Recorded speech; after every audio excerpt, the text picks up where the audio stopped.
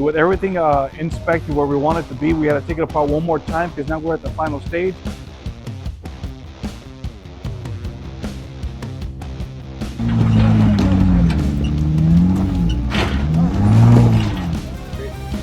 It is a dial with an SUV going downhill. That is your downhill assist.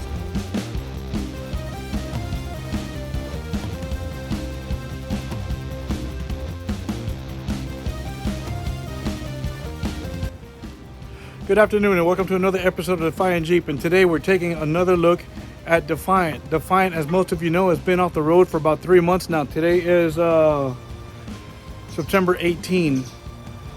When this incident happened with Defiant was June 22nd, so we're cusping into that 3-month area, and it's actually on the lift right now. We're going to take a look at all the damage that would happen to get this guy off the road, and why it's no longer in service with Defiant Jeep and YouTube.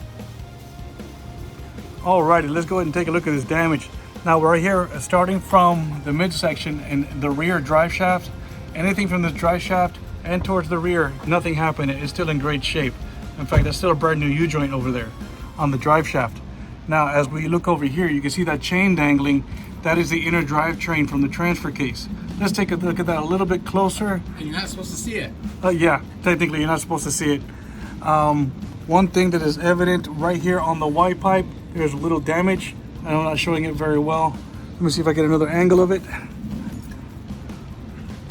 Yeah, right there. Get this beautiful little flat spot from the other part of the drive shaft, and I'll show you what survived with the drive shaft. But as long as we're still talking about the transfer case, look at this guy. This thing is all tore up from the inside out. You get an idea of how it really works if you look inside of it. But all of this clean area is not to be exposed. So this whole transfer case has been destroyed. Now, the skid plates are still on it from what had survived. You know, can't really see too much on the transmission itself, but there is transmission damage. There's a hole over here somewhere. The hole is right here. Hole is okay. Yeah. Oh wow. Yeah, I just saw a piece move. So yeah, there's the hole in the transmission right there. Let's lower this a little bit. You can see that the skid plates are completely damaged. In fact, as it back up a little bit, here is the rest of the drive shaft. This is the only piece that survived. Now, while this was still attached. Well, still attached, but the rest is gone. So it's the only piece that survived. And super quick, on the upper control arm on the driver's side, it created all this damage right here. On the lower, there was a little nick, but there does not seem to be any real structural damage. You know, as we spin around a little bit, let's go take a look at the engine. Now, right here, you can see that this is, well, what used to be The middle section. The midsection or the upper half of the oil pan, and that's pretty much gone. You have this area right here where this top area is the engine block part. Most of the damage is to the center section, has to be replaced. You can see the split line right here. So all the damage is below the split line.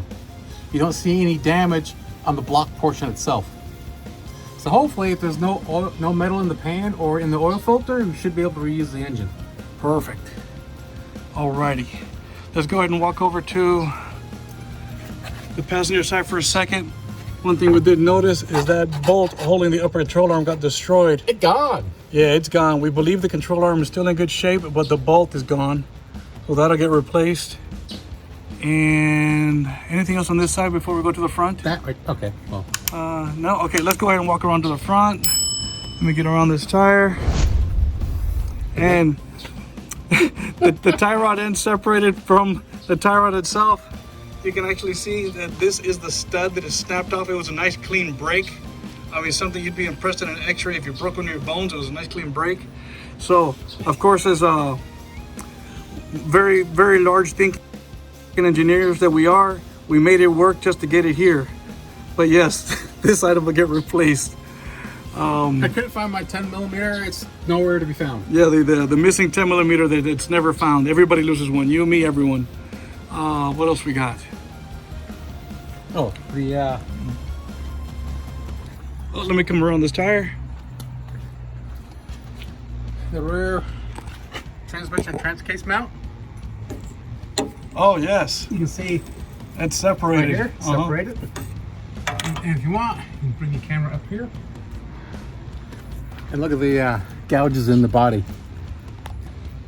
Oh yes, I forgot to mention that. That is some serious damage right there. This area is pretty much directly behind the driver's seat. I can only thank God that none of the shrapnel went further than this, because that would have really hurt me if it did penetrate my body in the wrong way, as I was seated in the wrong position, I guess, at that time, because I was driving.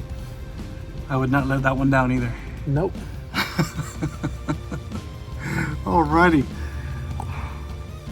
Alrighty, thank you for joining. That is our update on Defiant. They will rise from the ashes and will be rechristened under another name.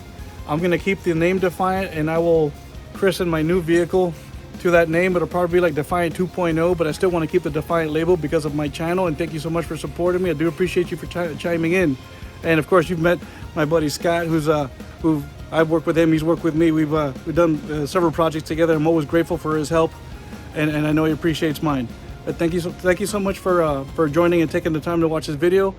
Don't forget to like, subscribe, and share. And of course, join us on all our social platforms. And of course, please visit us at www.defiantjeep.com, where you can find all of your Jeep performance accessories, camping gear, and other much. I'd love to see you on the trail.